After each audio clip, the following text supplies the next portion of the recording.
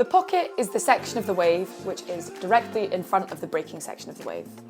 This is where the most power is being generated, this is the steepest section of the wave, and this is where it is most desirable for us to surf, because we can use the wave's gravity here to generate speed and do manoeuvres.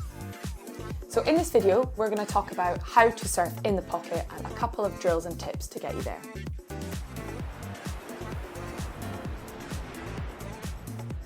This section of the wave is called the shoulder.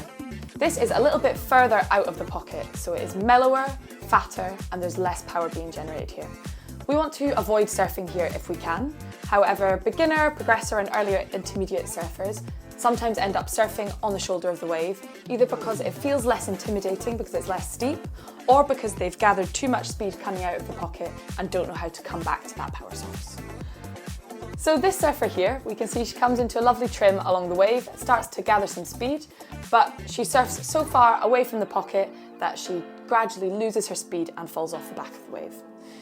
Now, what she could have done is either stalled the board or cut back to return back to the power source of the wave and utilise the wave better.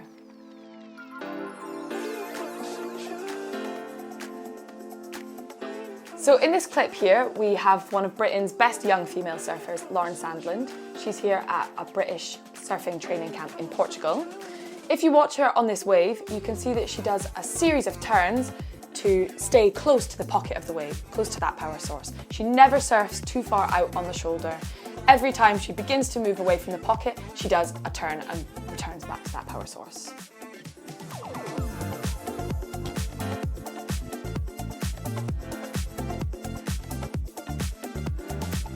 In this example, we have another one of the UK's top female surfers, Barton, who is a Rip Curl team rider.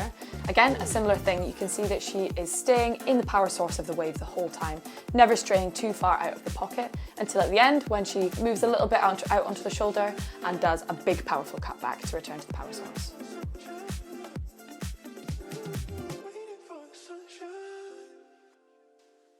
And in this final example, we can see one of the UK's top longboarders, Lola Bleakley, doing a very similar thing, always staying in the pocket. Even though she's on a longboard, the board's bigger, has a larger planing surface, you can see that she still needs to stay in the pocket close to that power source in order to cross-step and nose ride appropriately. Now, as I mentioned before, most beginner to intermediate surfers end up too far away from the pocket. So we're now going to give you a couple of practices to help get you surfing in the pocket of the wave. They only have to be a 15 to 20 minute little session at the start of your surf, but you will watch your surfing transform if you do these practices. So the first one, super simple. Pop up on your wave and start surfing. Count to 3 and then look behind you and see how far away from the pocket you've surfed. Most of the time you'll notice you're actually a lot further away from the pocket than you think. Continue surfing, count to 3 again and look behind you again. Gauging how far away from the pocket you become as you surf is really useful information to have. This information will probably highlight to you that the next step for you is learning to surf closer to the pocket and doing drills that get you returning to that pocket.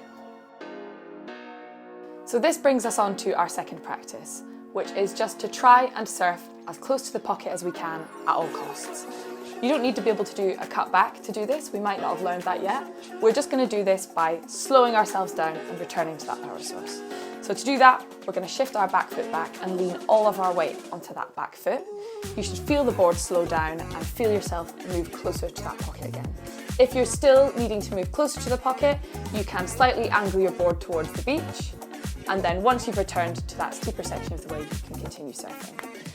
The point of this is to get you feeling what it feels like to surf in that steep, powerful section of the wave. This will probably be an entirely new feeling for you and should be a completely different experience of surfing. Hopefully it highlights to you that this is the section of the wave you need to surf in to progress and learn to do new manoeuvres and turns. Thank you guys so much for listening. We really hope that this video helped you learn more about the pocket, and we hope you go into the water and practice these drills.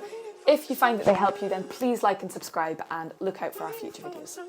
For more surf tutorials, product reviews and lifestyle videos, hit the like and subscribe button, and for all information on our international trips and coaching weekends, visit the website womenawavesociety.com.